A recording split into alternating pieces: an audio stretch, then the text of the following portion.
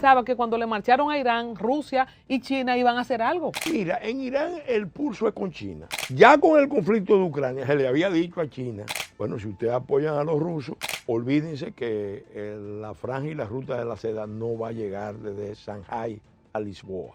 En la estrategia de guerra para vencer a Estados Unidos e Israel, el tiempo cuenta. Hace tiempo, contra la República Dominicana se está preparando en Haití agresión contra la integridad territorial y demográfica de República Dominicana. Los norteamericanos saben, el día que Al Qaeda quiera entrar a la región del Caribe a pasar unas vacaciones, va a entrar por esa frontera. Ahora sí, bueno, este programa es en vivo. Muchas gracias, doctor. Muy contento, Colombia, de estar de nuevo aquí en tu compañía. Estamos en guerra. Sí. El mundo está en guerra. Pero hace tiempo que está en guerra. Lo que pasa es que es la primera guerra mundial global híbrida. Y esa guerra no se declara como tal. Hay diferentes interpretaciones de en qué momento propiamente se puede decir que empezó esta primera guerra global híbrida. Algunos dicen que en el año 2014, otros como el general McMaster hablan de 2017-2019, cuando empezó la pugna entre Estados Unidos y China en materia comercial, que luego se complicó con el tema del COVID. Y bueno, esos eventos se van desarrollando y van creando escenarios de conflicto. Por ejemplo, en el 2022 empezó la guerra de Ucrania. Ese conflicto hay que entenderlo dentro del concepto de guerra híbrida global. Fíjate que cuando el presidente Putin anuncia su acción en Ucrania, él no dice, yo declaro la guerra, él dice, Rusia va a ejecutar una operación especial militar. Ninguno de los países dice, yo declaro la guerra. Los que están declarando la guerra hace muchos años son los fundamentalistas, por ejemplo, los que están en yihad. Concretamente, en el año 78, cuando los ayatolás toman el poder en Irán, ellos percibieron ese acontecimiento como una señal de que Alá le estaba marcando el camino, de que esa rama marginal, minoritaria del mundo musulmán, estaba llamada a liderar el renacimiento del Islam para enfrentar a Estados Unidos, definido desde el principio como el gran Satán, y el pequeño Satán era Israel. En esa línea, doctor, la gente se pregunta por qué Irán y China no han respondido a esos ataques de Irán, si tienen esas relaciones tan bien marcadas o están dentro disfrazados. No, mira, lo que pasa es, y esto es bueno tenerlo presente, China es un jugador con una sabiduría milenaria, es un imperio de miles de años. Ahora ha entrado en una fase imperialista nunca vista en la historia de China, pero su visión de la guerra, su visión del imperio ha cambiado ahora mismo, sigue impregnada de la cultura china, de la visión china de la guerra. Entonces... ¿Qué es? ¿Cuál es la visión de China? Bueno, el que ha leído la obra de Sun Tzu y de todos los autores y el pensamiento en general chino, yo cuando era joven leí mucho a Confucio, a Lao Tse, a Mencio, tenía la colección completa de sus obras fundamentales. Y Sun Tzu en el campo de la guerra es un libro de cabecera para todo el que quiera estudiar la guerra. Y para ello el tema principal no es tanto vencer en el campo de batalla al ejército contrario, sino derrotarlo antes de ir al campo de batalla. Uy. Por eso los chinos son en esos, se puede decir que son sublimes, porque ellos manejan mucho el tema de la estrategia. La estrategia es clave. Y entonces, por ejemplo, su arma en esta guerra híbrida, ¿cuál es? La gente no se da cuenta, pero la guerra con el imperialismo con características chinas, el imperialismo chino con sus características especiales, culturales, su fuerza son los precios chinos, el dominio de las cadenas de suministro a escala global. Mira, cuando Shinzo Abe era primer ministro de Japón, en el 2014, China declaró que iba a cancelar el suministro de tierras raras a Japón. Ahí en ese momento yo entiendo que hay un punto de inflexión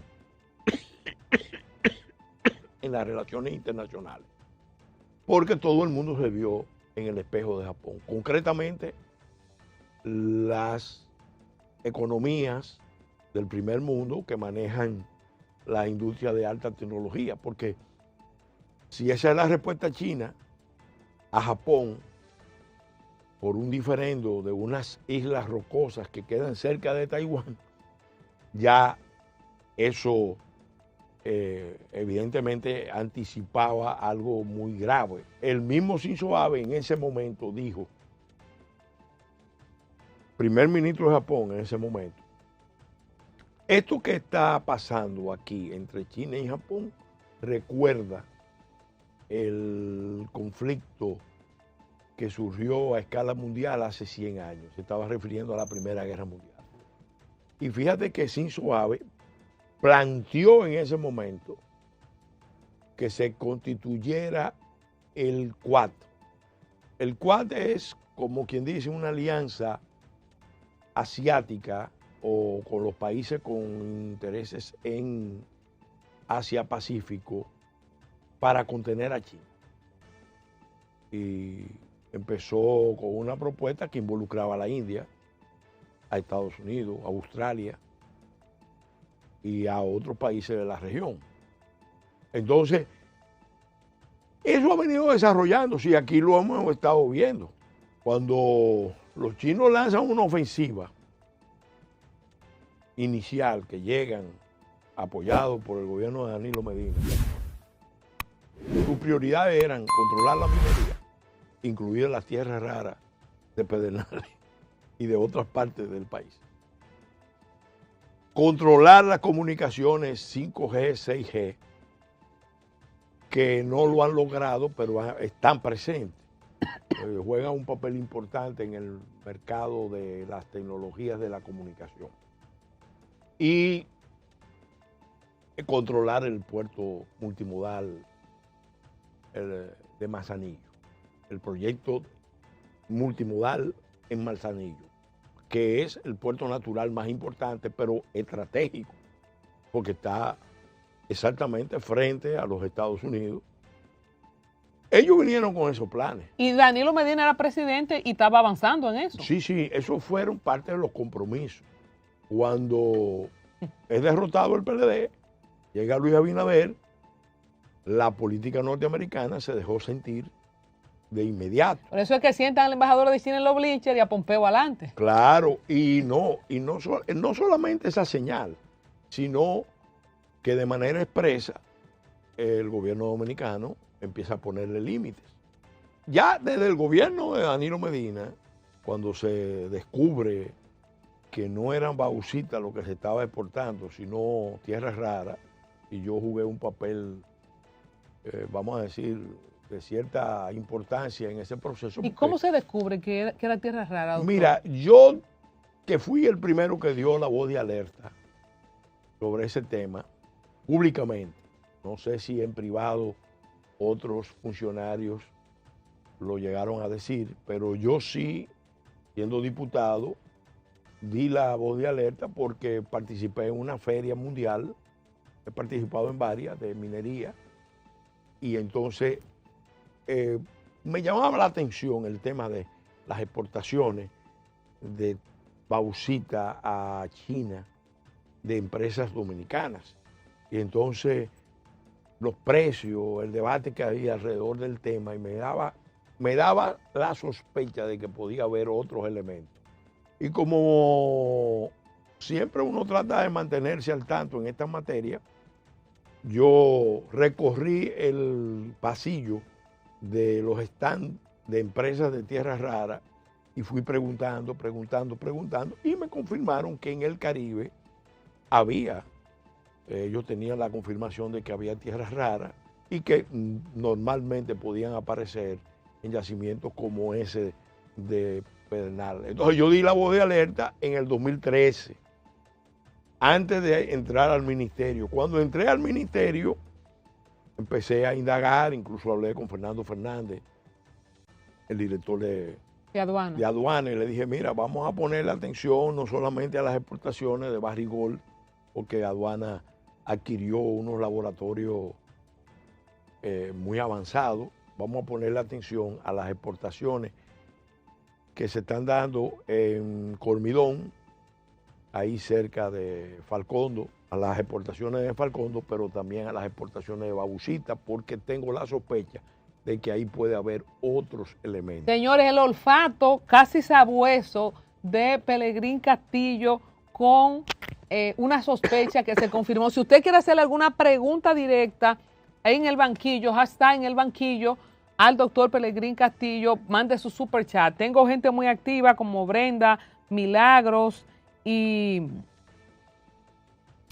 Gregorio que están compartiendo, intercambiando. Mande super chat para leer sus preguntas directamente a Pelegrín, que descubre la sospecha que se confirma que en la bauxita iba tierra rara. Pero ¿por qué si China tenía tanta tierra rara, quería tierra rara? No, porque es una política que ellos tienen de controlar las cadenas de suministro críticos. 100%. De materiales críticos, de tierra rara.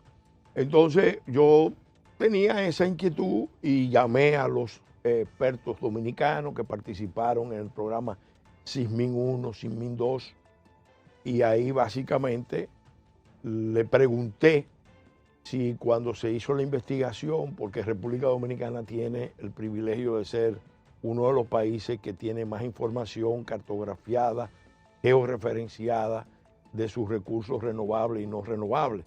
Entonces le pregunté y algunos me dijeron que en esa investigación aparecían ciertas anomalías. Anomalía es un término equivalente en minería, en geología, a algo que llama la atención. Entonces, en este caso, sí, me confirmaron que sí, que en esa zona podían haber otros materiales, no exactamente tierras raras. De hecho, estando yo ya en proceso de salida del ministerio, recibí la confirmación de que las exportaciones tenían alto contenido de dióxido de titanio, que es un material de alto valor y estratégico. El titanio es un material estratégico. Pero, de todas formas, ya en enero del 2015, con el Servicio Geológico Nacional, habíamos dado impulso al proyecto de tierras raras de investigación que lo hace el ingeniero Muñoz. ¿Cuándo se paró la exportación de bauxita? Bueno, saliendo yo del ministerio, yo le había mandado una comunicación al presidente y al Ministerio de Hacienda pidiéndole que revisaran el trato, porque la confirmación que teníamos era, que nos lo habían hecho llegar, era que había dióxido de titanio. Entonces yo decía, bueno, revisen el contrato y si hay que cobrar el dióxido de titanio, cóbrenlo. Eso fue una petición, pero ya yo sabía por las contradicciones que teníamos dentro del gobierno que nosotros no íbamos a permanecer mucho tiempo ya en el ministerio, pero dejamos constancia de nuestra comunicación. ¿Pero se paró la exportación? Sí, y el ministro Issa, y creo que el presidente Danilo Medina sabía, pues, según me han contado, que ahí había más que bauxita y por eso toma la decisión de parar. ¿Sabemos cuántas se habrán llevado los chinos? Se puede cuantificar. Yo creo que se puede pedir porque eso fue una exportación de miles y miles de toneladas. Volviendo a la guerra, doctor, ¿por qué no han respondido? ¿En qué quedó el acuerdo mutuo de protección? Porque mucha gente pensaba que cuando le marcharon a Irán, Rusia y China iban a hacer algo. Ya mira, lo de Venezuela lo sabíamos. Mira, yo creo que está claro que la posición del presidente Trump con respecto a Ucrania le mandaba una señal a Rusia particularmente, pero también a China, de que el presidente Trump venía a desmontar el orden global. Su discurso fue muy claro desde el inicio. Nosotros no podemos continuar fungiendo como los gendarmes del orden global, los policías del orden global. No, queremos retirarnos de todos los escenarios y queremos cerrar todos los conflictos. Por eso su discurso con respecto al tema de Ucrania desde el principio fue: vamos a buscar la paz, vamos a buscar la paz. Inmediatamente marcó distancia del conflicto que se estaba desarrollando en Ucrania. Incluso eso debilitó las relaciones de Estados Unidos con los aliados de la OTAN. Y lo que se vio fue un Estados Unidos concentrado en ¿qué? En su continente, concretamente en las Américas, incluido Groenlandia, que lo dijo desde el principio. ¿Qué pasa? Era una señal para Rusia de, bueno, yo voy a reconocerle a las potencias que tienen, vamos a decir, categoría de superpotencia, primera división, le vamos a reconocer su área de influencia. Vamos a forzar o vamos a condicionar un acuerdo que implicará un sacrificio para Ucrania, pero evidentemente el presidente Trump estaba pidiendo, la señal era muy clara después que se hizo la reunión en Alaska y después de que vimos lo que pasó en Siria. Las potencias se estaban poniendo de acuerdo. ¿En Siria qué pasó?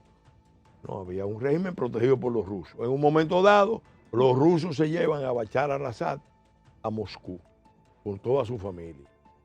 Y viene un personaje, al-Golani, ahora con un nuevo nombre, como el líder de Siria. Y al-Golani entra, toma el control en Siria con apoyo turco, pero con apoyo de Arabia Saudita y con apoyo del presidente Trump, que lo recibe en Casablanca. Y entonces ahí se vio ya que había entre las potencias una especie de entendimiento.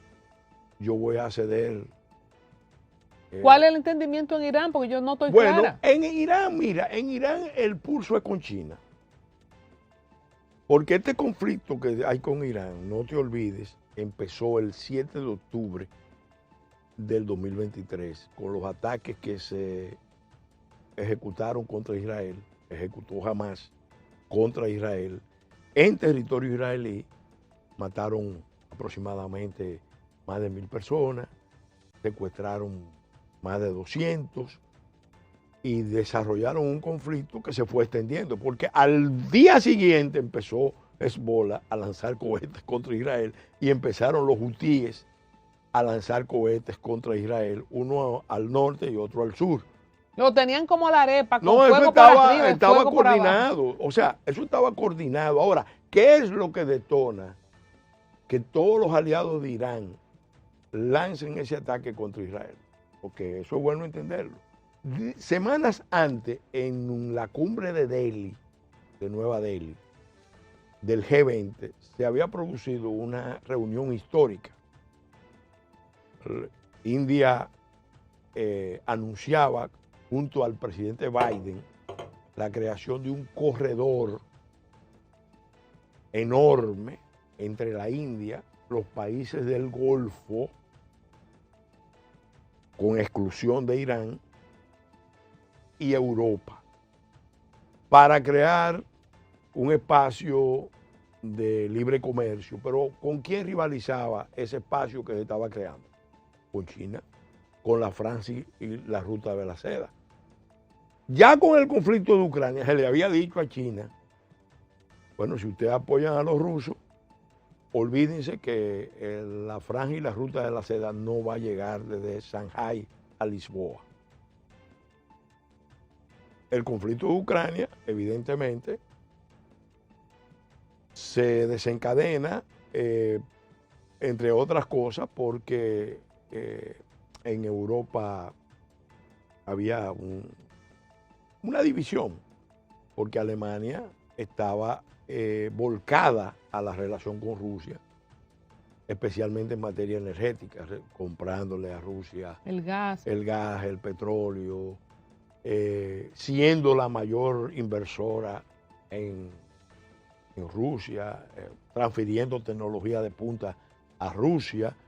El hecho de que el ex canciller de Alemania, Schröder, pasara a ser primero miembro del board de Gazprom Internacional y después el presidente del proyecto más ambicioso de interconexión energética de Europa, el Nord Stream, ya era para los franceses, para los ingleses, para toda la Europa atlántica, era algo inadmisible, y para los norteamericanos también, porque lo que veían era en desarrollo una alianza entre los alemanes y los rusos. Y eso es lo que se frustra con la guerra de Ucrania. ¿Y qué peligro había entre ese maridaje? Bueno, porque evidentemente si Alemania profundizaba las relaciones con ¿se podría Rusia, repetir lo que...? No, imagínate la masa de poder que era una Europa que se iba a inclinar a la nueva realidad de una alianza estratégica entre Alemania y Rusia.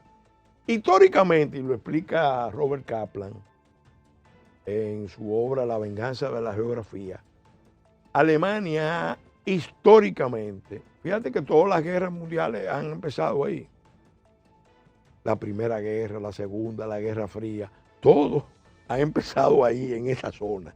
Esta, con el tema de Ucrania, también empieza ahí.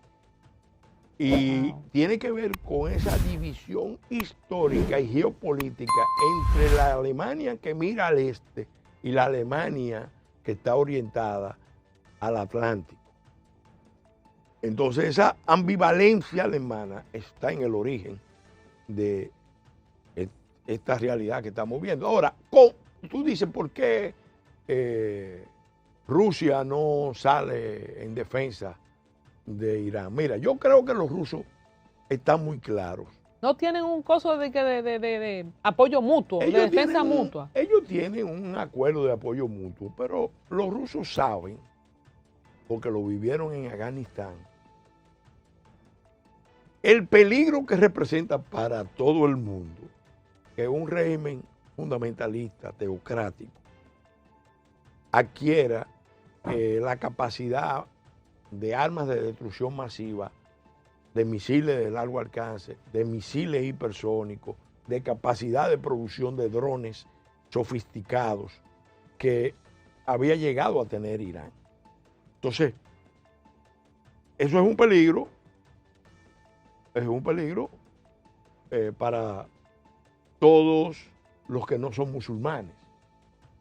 Todos los que no son musulmanes. Porque, vuelvo y te digo, desde el 78 Irán estaba proponiéndose liderar en el mundo islámico, en la Umma islamilla y en la Umma arabilla, porque es bueno explicarle a los amigos que ven este programa, Colombia, que los iraníes no son árabes, son musulmanes, pero no son árabes. Y no hay un Irán unificado propiamente en términos étnicos. De hecho, uno de los escenarios que ahora mismo uno ve que puede sobrevenir en este momento es una fragmentación de Irán, porque hay un porcentaje de la población de Irán que es kurdo. Los kurdos son 40 millones, es una nación histórica, está esperando hace mucho tiempo constituirse en Estado, pero no ha podido. No tiene tierra. No le han permitido. No le han permitido constituirse en Estado. Lo más que han logrado en el norte de Irak es un nivel importante de autonomía. ¿Y qué religión tienen los kurdos? No, son musulmanes, pero ¿Sunitas? Sunitas y con conexiones con Occidente diferentes. ¿Quiénes son los enemigos de los kurdos? ¿Por qué los kurdos no ahí tienen un no estado? quiere, fíjate, los países vecinos de los kurdos, porque la población, la nación kurda, porque es una nación, está distribuida entre Turquía, que es el país que más población kurda tiene, Irak, en la región norte, la región petrolera de Irak al norte, Irán, hay un porcentaje de Irán, Siria. de la población, Siria. ¿Y originalmente cuál era su territorio? ¿Era ahí en Anatolia? Sí, ellos estaban repartidos en esa zona hasta que se constituyeron los estados. Y lo dejaron afuera ellos. Y ellos se quedaron sin estado. Fíjate, los rusos trataron, en la guerra, después de terminada la Segunda Guerra Mundial, hubo un impasse fuerte, que fue una de las causas por las que se detonó la Guerra Fría. Los rusos debieron retirarse de Irán, ocupaban parte de Irán 6 meses después de terminada la guerra, pero empezaron a resistirse y en su retirada empezaron a crear repúblicas soviéticas. Crearon Azerbaiyán, fragmentando territorio de los países de la región, pero crearon, fue un natimuerto, la nación, el estado de Majada, la República de Majada, que es la República del Kurdistán. Entonces, eso no duró mucho porque evidentemente al retirarse ellos no pudieron defender ese territorio, doctor, que era de Irán. Escúcheme, está Brenda Rosario ayudándome, diciendo envíen su superchat para las preguntas con Pelegrín Castillo. Gracias a todos, están muy activos, pero nadie ha mandado un superchat.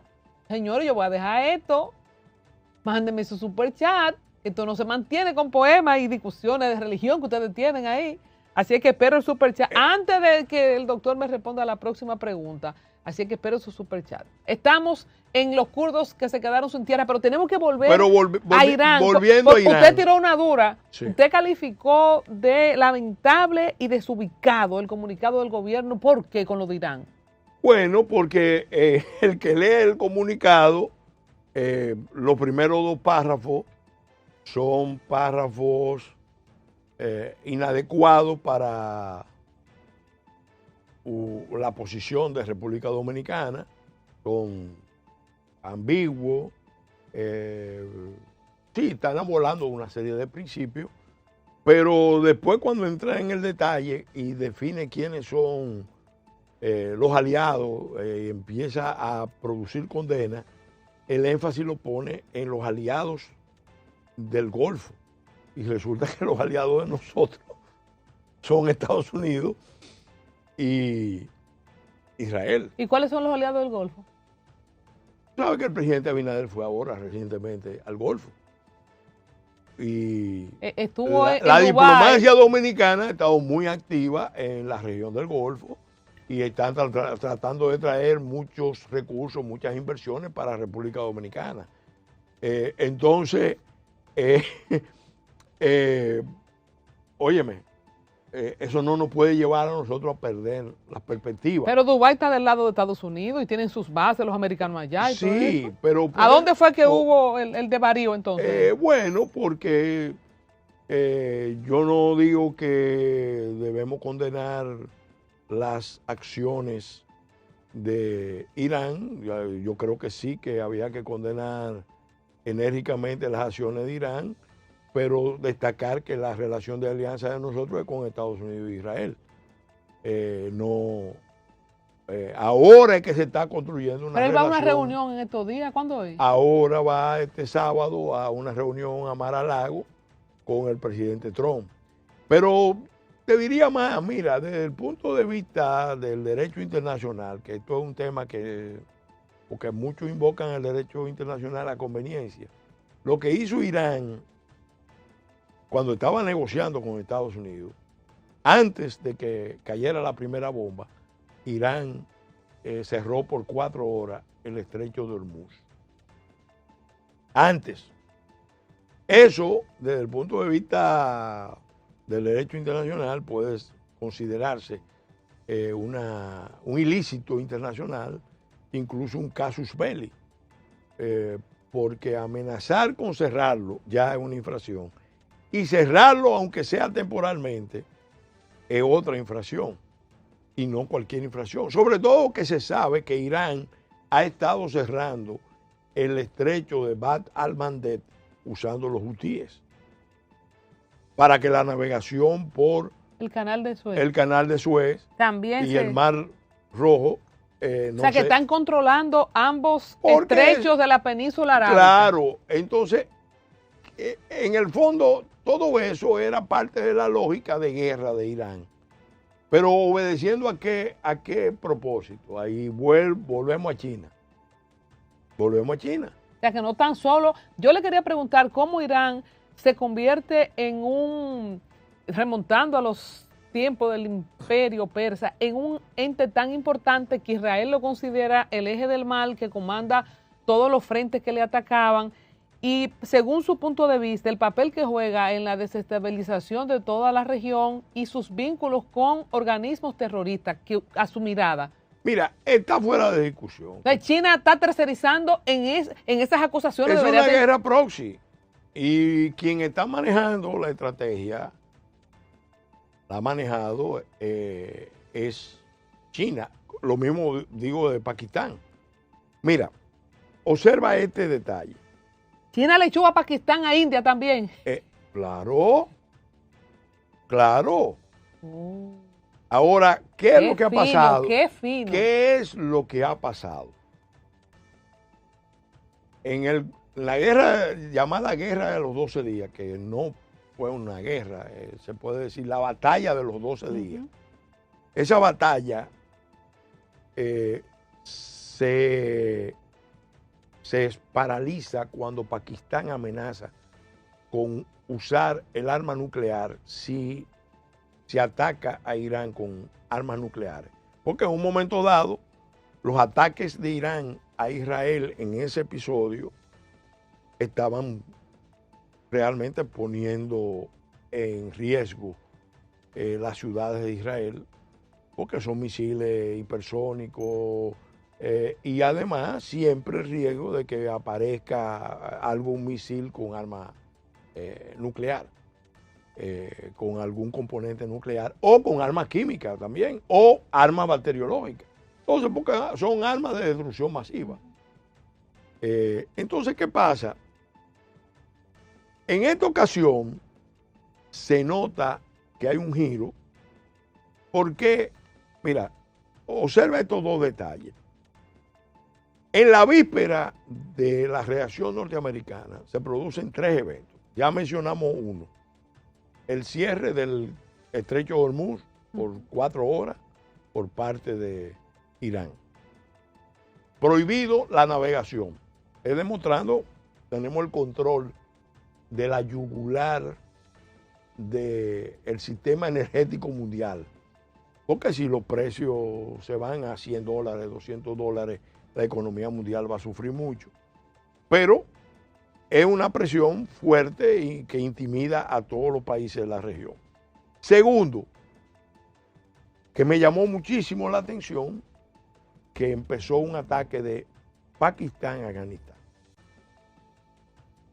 Ese es un diferendo antiguo que hay entre Afganistán, que quiere unificar a los pastunes, la etnia pastún, bajo el liderazgo de Afganistán, y los pakistaníes que quieren unificar a los pastunes bajo el liderazgo de Pakistán. Es más, Pakistán se llama Pakistán porque esa primera expresión, pa, viene de pastún. Pakistán. Entonces ellos, la tierra de los pastunes, ellos querían quieren unificarla. En esta ocasión, el presidente de Pakistán visitó Arabia Saudita. Y se sabe que Arabia Saudita, en buena medida, ha contado con Pakistán en materia militar. Y de hecho hay toda una leyenda de que el financiamiento de la bomba atómica de Pakistán, que la dirigió un científico pakistaní apellido Khan, se hizo con dinero saudí, porque Arabia Saudita no quería tener bomba atómica, pero Pakistán necesitaba bomba atómica para enfrentar el poder nuclear de la India. Doctor, estamos en vivo y tenemos el primer super chat de Brenda Rosario poniendo el ejemplo. Muchas gracias, Brenda. Señores, sigan el ejemplo de Brenda. Los en vivo se tratan de que ustedes tengan esta comunicación y ella le hace una pregunta, doctor, así es la dinámica. Entonces, China viene triangulando a los demás países. Me viene a la mente también los chips para distribuir productos en camiones. Es la pregunta o el comentario de Brenda Rosario con su super chat de $5 para el doctor Pellegrini. ¿Está triangulando? No, es que los chinos, vuelvo y te digo, la guerra cambió de naturaleza, se convirtió en guerra híbrida, guerra global híbrida, pero influido por la visión que tienen los chinos de la guerra.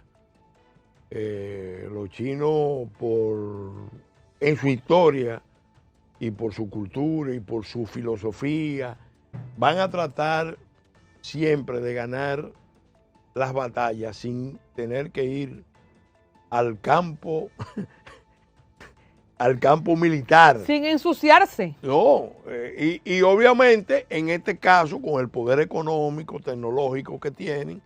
Ahora, ¿qué es lo que pasa? Y fíjate que esto se cruza. La India dio un giro importantísimo. Pues yo te decía 3 eventos. El cierre del estrecho de Hormuz, la visita del presidente de Pakistán a la reunión con el rey de Arabia Saudita para aislar a Irán, porque lo están aislando. Ya la señal que se está mandando es que Pakistán en esta ocasión no se va a alinear con Irán. Y el tercer movimiento, que es, vamos a decir, nunca se había visto, se sabe que hay buenas relaciones entre Israel y la India, pero esa India nacionalista que está enfrentada a los musulmanes, tanto en Bangladesh como en Pakistán, bueno, su líder fue a la Knesset en Israel y se reunió con Netanyahu en víspera de estos acontecimientos. Entonces, yo pienso, repito, que aquí el pulso es fundamentalmente entre China, que le da soporte a los iraníes.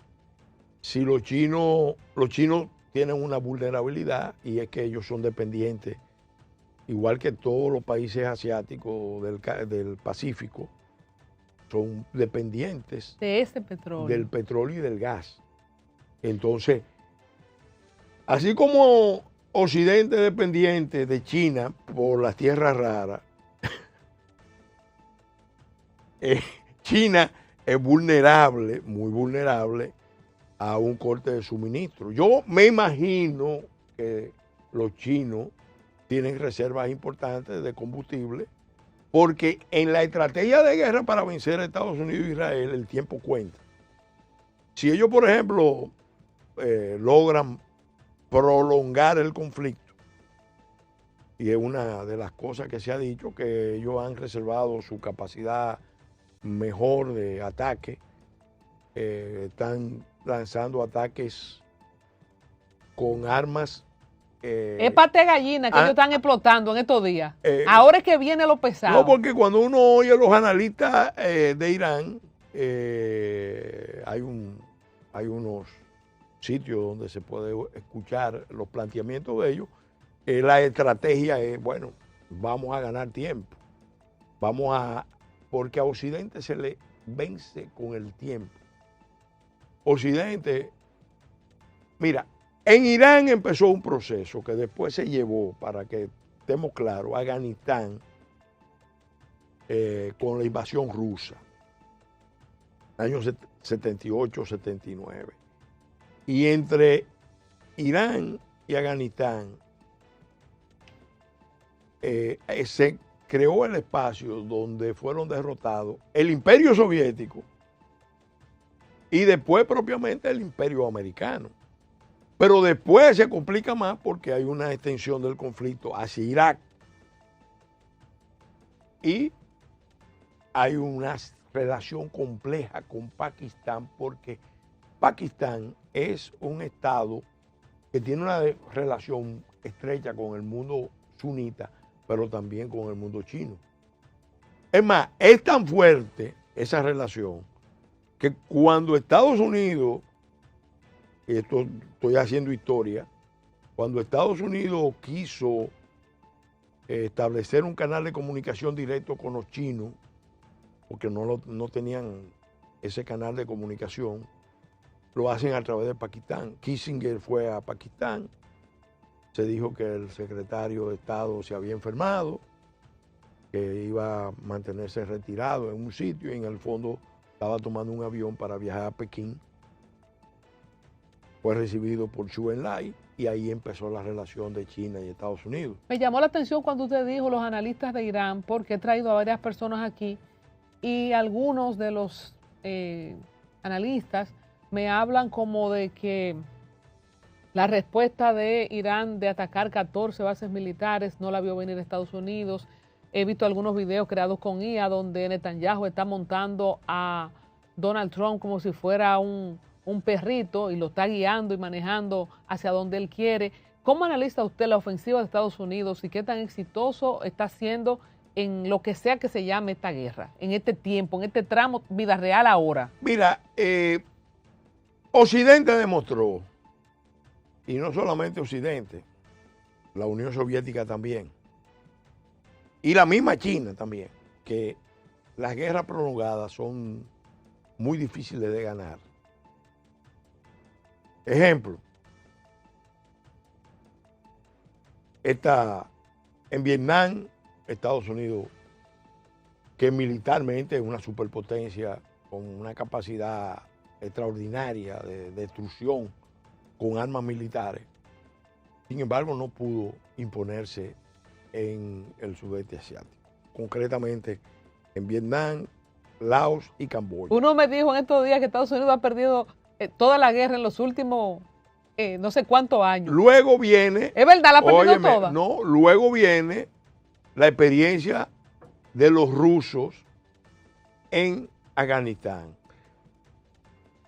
Retén esta fecha, entre 1978 y 1982, hay 3 movimientos religiosos importantes en el mundo. Lo interrumpo de nuevo porque Milagros Graciano, un aplauso para Milagros, muy bueno. Un super chat de $20. ¿Qué piensa el doctor Pelegrín del adoctrinamiento musulmán en el país y las mezquitas en RD y sus consecuencias? Mira, yo este tema lo estoy estudiando hace mucho tiempo. Hace mucho tiempo, voy a revelar esto, lo he dicho en algunos programas, pero... Ahora que se va a saber. Atención, en corto con el doctor. Ahora es más relevante, por muchas razones. A mí me confesó, me admitió, porque no fue una confesión, fue respondiendo una pregunta que yo le hice, un dignatario diplomático importante, eclesiástico, que estaba aquí y yo le manifesté mi preocupación del avance del Islam en Haití. Y él me dijo que él que conocía Haití, que eso era muy preocupante, que la Iglesia Católica estaba preocupada, pero que ese Islam que estaba avanzando en Haití no era un Islam religioso, sino un Islam político. Un Islam político. Y me dijo que lo venía alentado desde los Estados Unidos. ¿Quién estaba alentando eso en Estados Unidos? la Nación del Islam. Encabeza Luis Farrakhan. ¿Y qué es la Nación del Islam? No, el grupo musulmán más importante de Estados Unidos, que está muy vinculado especialmente a la comunidad afroamericana. Acuérdate que aquella historia de Malcolm X, que originalmente era parte de la Nación del Islam, rompió con Mohammed, Elijah Mohammed, y vinieron los problemas famosos con Malcolm X. Bueno, pues resulta que yo confirmé que la Nación del Islam está metida de lleno en Haití apoyando la creación de mezquitas, brazas, pero voy más lejos, y se lo estaba explicando el otro día a un grupo de pastores que estaban preocupados con el tema. Yo les decía, mira, el problema es más complicado porque en la interpretación de la Nación del Islam que está manejando Farrakhan, la insurrección de 1752 del personaje mítico que se llama Macandal no fue más que la expresión de un levantamiento de un esclavo islamizado, liderado por un esclavo islamizado. Según esa historia, Macandal era un príncipe africano que fue hecho esclavo, se llevó a los países musulmanes y se educó como musulmán. Y cuando lo llevaron a Haití, él, invocando la sajada, que es la oración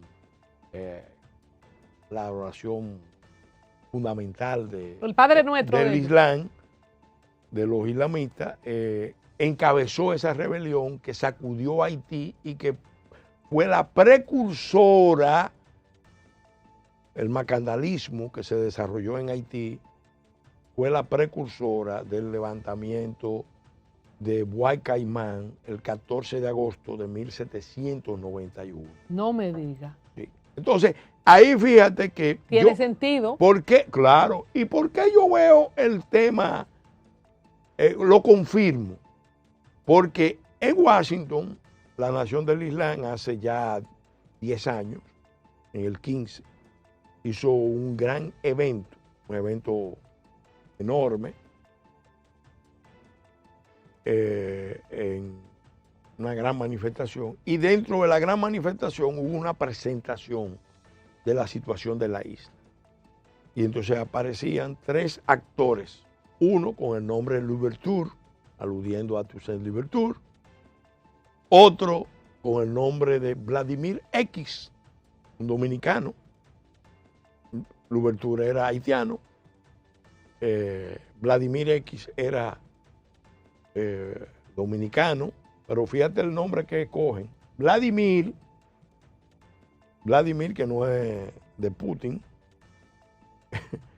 X, aludiendo a Malcolm X, Vladimir X, y una señora que hacía la representación de una sacerdotisa vudú que recitó la oración de Duty Bodman en víspera del levantamiento de los esclavos, esa noche sangrienta. Se levantaron todos los esclavos del norte de Haití, quemaron todas las plantaciones, hubo una matanza en decenas y decenas en los días siguientes, de colonos y sus familias. Y eso quedó en la mitología haitiana. Hay una secuencia entre Macandal, el líder islamista. ¿Dónde yo confirmo eso?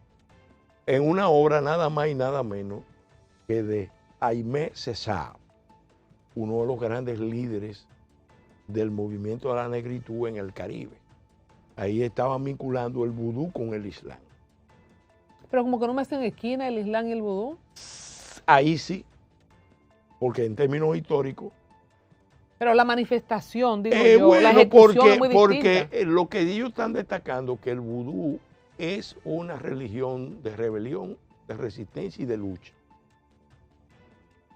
Al inicio del proceso revolucionario, los líderes haitianos no, aunque practicaban el vudú, el mismo Louverture, con eso jugaba.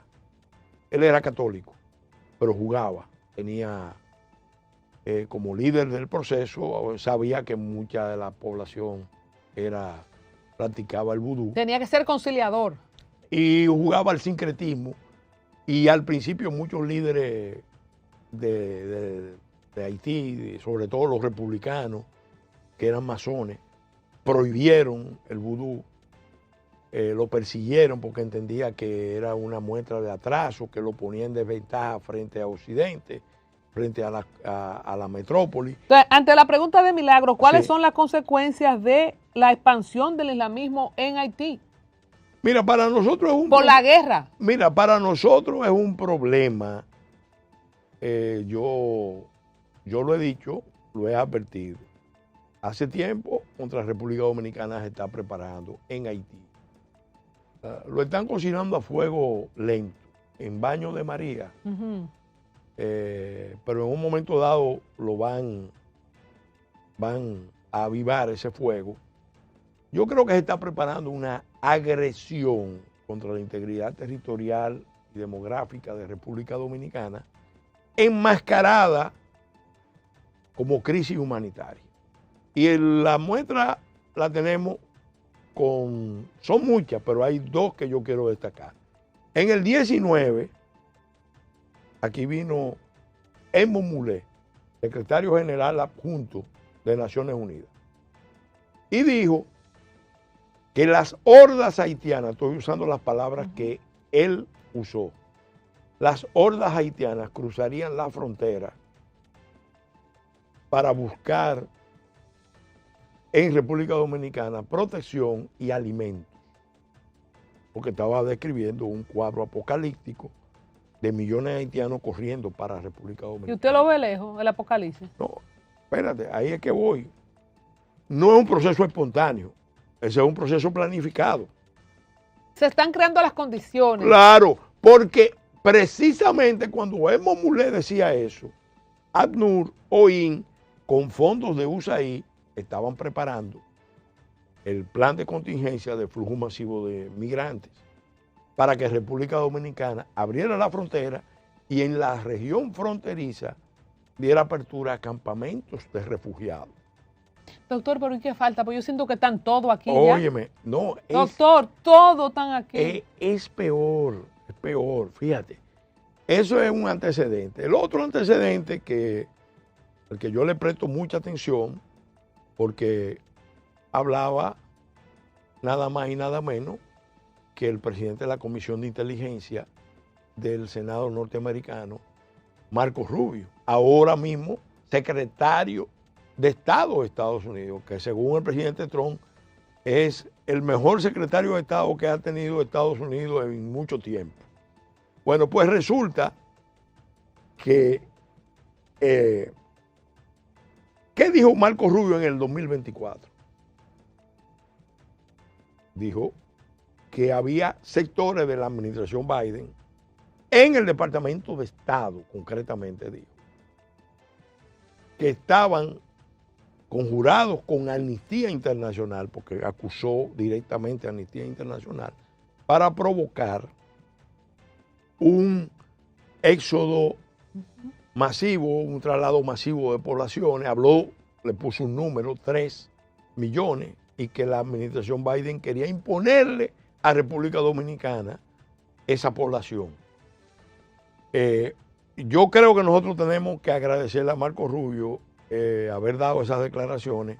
Cuando nosotros estuvimos en el Congreso norteamericano, estuvimos en el Senado y estuvimos en la Cámara de Representantes, nos reunimos con representantes clave y con actores clave de la política norteamericana del Congreso. ¿Y qué nos dijeron? Bueno, hubo una parte que nos dijo a la delegación dominicana: cuídense, protéjanse, porque aquí en el Departamento de Estado, en la política norteamericana, esta gente del Partido Demócrata está muy prejuiciada contra la República Dominicana Y si ustedes no se defienden, nadie lo va a defender. Ustedes tienen que defenderse. No lo dijeron. Gracias a Dios que no están gobernando. Ya nos tenemos que ir. Quiero cerrar con esta pregunta, doctor.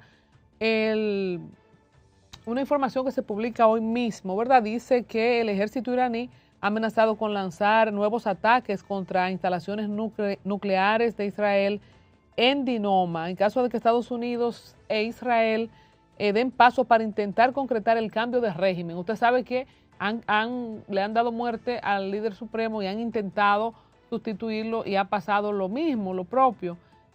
¿Usted qué espera para las próximas horas que el conflicto vaya marcando? Yo creo que ellos pueden desesperarse y producir ese tipo de ataques. Obviamente, si llegan a impactar esa instalación estratégica de Israel, eso va a crear un problema mayor, porque Israel va a replicar con armas nucleares. Yo no descarto, mira, Colombia, yo no descarto que estemos caminando hacia un escenario donde se empleen por primera vez armas nucleares, pero limitadas. ¿Y hay forma de limitar armas nucleares? Sí, porque en este momento. Porque mira qué pasa. La capacidad destructiva de las armas nucleares podrían arrasar, tienen potencial de arrasar el planeta, si las grandes potencias se van a la confrontación.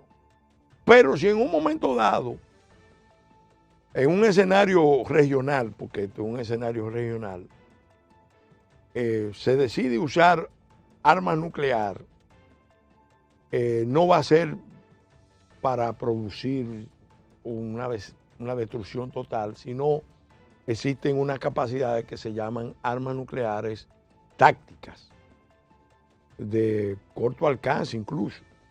Hay hasta cañones que te pueden lanzar una bomba atómica, pero no con la potencia de destruir áreas enormes, regiones. Lo hay de todo tipo. Entonces, yo no descarto eso. Ahora, lo que sí es muy probable que suceda es que el norte de Irán, con la minoría azerí, que está bajo la opresión del régimen chiita, el nordeste de Irán, con los kurdos, el sur de Irán, con los baluchis, que son las tres minorías. ¿Y cuáles son esos los baluchis? Los baluchis es una etnia que tiene una presencia menor en Irán, pero mayor en Pakistán. A los pakistaníes le preocupa el movimiento independentista de los baluchis en el sur. Entonces, yo no descarto, vuelvo y te digo, que se siga una línea de que puede estallar un conflicto global, interno, pero no, global. Un conflicto interno en Irán entre las diferentes etnias, porque mientras se debilite el poder de las fuerzas, los guardianes de la revolución, se está estimulando a que esos grupos digan, mira, este es el momento de liberarnos de esta opresión y vamos, porque lo están armando, lo van a armar. Para que la gente entienda, aunque, y usted lo ha manifestado, aunque por décadas Irán ha manifestado una retórica hostil contra Israel y contra Estados Unidos, ¿es Donald Trump el elemento detonador o es Netanyahu? ¿Por qué pasa esto ahora? ¿Por qué tenemos una guerra o una intervención en este momento, aunque por décadas esto se ha venido tejiendo? ¿Qué pasó ahora para cerrar? Para que entendamos, estamos en guerra global híbrida y los campos de batalla de esa guerra global híbrida son la región Asia-Pacífico, que abarca la península coreana, el mar oriental de China, el mar meridional de China, se llama así históricamente, pero no es de China, pero los chinos entienden que ellos son los que tienen que tener el dominio de la zona. Ese es un escenario. El otro escenario lo tenemos en el centro de Asia, en el sureste de Asia, las tensiones que hay entre la India y Pakistán fuertes. Eso es un riesgo alto porque los dos son potencias nucleares y ahí puede haber un conflicto. El otro es Medio Oriente, que abarca, como siempre, que abarca Israel, el norte de África, Manrix y en Yemen, el Magreb, el Manrix y propiamente el Medio Oriente. Un escenario muy volátil, y hay escenarios de África donde esa guerra se está librando también. En el Sahel. En el caso de Yemen siempre hay pleito, pero no trasciende de ahí a un conflicto. Sí, pero están afectando la navegación. Eso no es fácil. Y eso se hizo con esa estrategia. Y el Caribe, no te olvides del Caribe. Por lo de Venezuela, pero no pasó nada. Pero no es lo de Venezuela, es que... Esto está en calma, esto está para países, para los risores. Mira, no te confundas en una cosa. Yo creo que el régimen de Cuba, de Venezuela, de Nicaragua, es la misma situación de Haití, está en un escenario de volatilidad muy alto. Yo mismo tengo una preocupación, y es que haya fuerzas del crimen organizado transnacional aliada a esas fuerzas que están ya en yihad, que decidan aquí en la isla de Santo Domingo detonar un proceso de desestabilización. Porque si viene un conflicto en la isla de Santo Domingo entre dominicanos y haitianos, eso podría pasar. ¿No está exagerando usted, doctor? No, las condiciones están dadas. Ahí en Haití hay cientos de miles de armas y hay grupos armados. Aquí tenemos más de 2 millones, camino a 3 de haitianos, y ya las relaciones entre haitianos y dominicanos se está complicando. Y crearle un problema a Estados Unidos, el mejor escenario para crearle un dolor de cabeza, un atolladero a Estados Unidos, es la isla de Santo Domingo. Y yo creo que ellos lo tienen presente. Los norteamericanos creo que deben estar muy al tanto de esto, porque así es que juegan las grandes potencias. Usted dice que no, las relaciones no están bien por los últimos eventos de dominicanos descuartizados y metidos en... Óyeme, lo que pasó con esas 5 mujeres que la decapitaron, no había pasado, bueno, que yo tenga registro, nunca antes se había visto nada parecido. Y el agricultor de Anagua, no sé ¿Y por qué tiran esas 5 mujeres ahí? ¿Cuál era la señal que querían decir? Que el movimiento de tráfico hacia los Estados Unidos pasa por República Dominicana. En un momento en que Estados Unidos está diciendo que no quiere que penetren haitianos al territorio norteamericano, que están prohibidas el otorgamiento de visa. ¿Por qué? Porque los norteamericanos saben que a través de Haití puede haber infiltración de grupos yihadistas que vengan de África. Pues verán acá, y Kenia no declaró que iba a tomar una iniciativa para considerar a Haití la 7ª región de África, la 6ª región de África. ¿Y qué está pasando en África? Ahora mismo hay una matanza de cristianos en muchísimos países africanos, hecha por los musulmanes, por Boko Haram. Yo al primer ministro Ehud Barak, cuando vino aquí, que fuimos a la frontera, le dije, mira, eso es una escena inolvidable. Nosotros llegamos tempranito en helicóptero, el ex primer ministro de Israel, estaba el alto mando militar dominicano esperándonos ahí. Yo era diputado, fui el edecán político de él, porque entendía mucho el tema y tengo buenas relaciones con Israel. Y cuando aterrizamos ahí en Jimaní, estábamos viendo la apertura de la puerta. Se abrió la puerta y estaba todo el mando militar dominicano, el ex primer ministro, el embajador de Israel, autoridades locales, y nos rodearon cientos de haitianos. Entraron sin control, sencillamente abrieron la puerta y cruzaron. Y entonces él se quedó muy impresionado, él y su equipo, eran varios, y dijeron, pero este es un problema muy grande que ustedes tienen. Y yo le dije, mire, señor ministro Barak, ese es un problema nuestro, pero también es de Estados Unidos. Porque el día que Al Qaeda, le dije yo, era 2003, 2004, el día que Al Qaeda quiera entrar a la región del Caribe a pasar unas vacaciones, va a entrar por esa frontera. Va a entrar por esa frontera. Doctor, le tengo un mensaje de Jenny Rodríguez. Buenas tardes, Colombia, buenas tardes. Cuando entrevista a un hombre como él, el pueblo se emociona porque son verdades todas. Desde Sabana Perdida, Santo Domingo Norte, gracias a Jenny Rodríguez, que dice que es verdad todo lo que usted habla. Gracias. Gracias a Saturnino Cuello y gracias a William Mera desde Ecuador, que está en sintonía con nosotros. Muchas gracias. Tenemos que despedir este programa, doctor. Vamos a ver qué va pasando en los próximos días.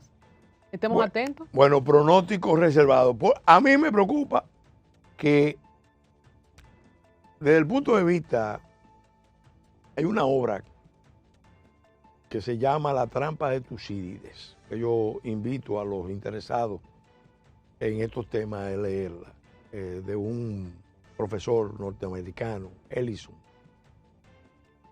Él analiza 12 casos donde una potencia dominante es retada por una potencia emergente. Y dice que en una alta proporción de los casos, eso terminó en guerra abierta entre las superpotencias. Pero lo que quiero destacar es que Ellison en esa obra señalaba que había siempre un sesgo muy alto a que los aliados menores de las potencias fueran los que terminaran precipitando el conflicto entre las potencias. Y entonces, ahora mismo, hay una cantidad de actores, incluso no estatales, que podrían, hasta con un acto terrorista.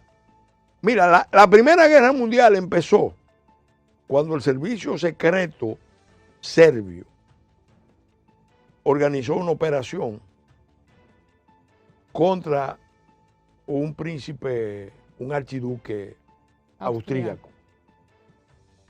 El servicio secreto serbio en realidad no quería un atentado, quería sencillamente presentar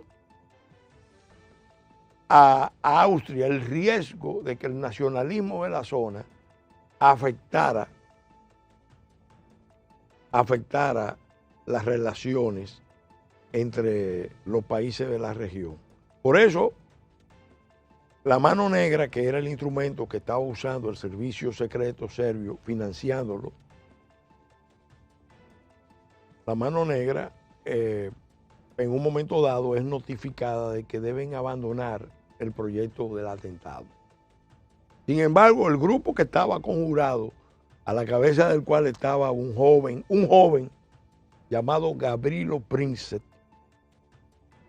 tomó la decisión de seguir adelante y tuvieron cosas de la vida. El diablo. Óyeme, el primer atentado falló y el príncipe, el archiduque Francisco Fernando y su esposa Sofía Chotet van a donde los oficiales que resultaron heridos, pero después insisten en seguir con la agenda. Y van caminando y cosas de la vida, destino. Se encuentra la comitiva del príncipe Francisco Fernando en un entaponamiento frente al café donde estaba precisamente Gavrilo Princip, que no lo estaba esperando. Se le puso al frente y él con su revólver la mató a ella y lo mató a él. Y ahí empezó la Primera Guerra Mundial. Y fue un evento que se le fue de control al servicio secreto serbio. Y ojalá que no se repita de nuevo para la tercera. Dice Belki Magali que excelente programa. Milagros Graciano, repita por favor el título del libro, doctor, y ahí nos vamos. La trampa de Tucídides. Bueno, muchas gracias a todos. Quiero mandar un mensaje final a toda mi gente que me ve en los Estados Unidos a propósito del Dominican House Fest. Si tu marca, oigan bien, si tu marca se dirige a la diáspora dominicana, este mensaje es para ti. La diáspora mueve millones en inversión inmobiliaria cada año y el Dominican House Fest lo demostró, más de 3,000 millones de pesos generados en inversión y miles de personas listas para invertir. Esto no es un simple evento, es una conexión directa con inversionistas reales. Un solo fin de semana, yo estaré ahí 17, 18 y 19 de abril en el Radio Hotel de Manhattan, New York. Si tu marca quiere estar con los líderes del mercado, visita @Dominican House Fest para más información. Así nos vamos, hasta mañana, que también venimos en vivo. Aquí los espero. Muchas gracias, doctor. Gracias.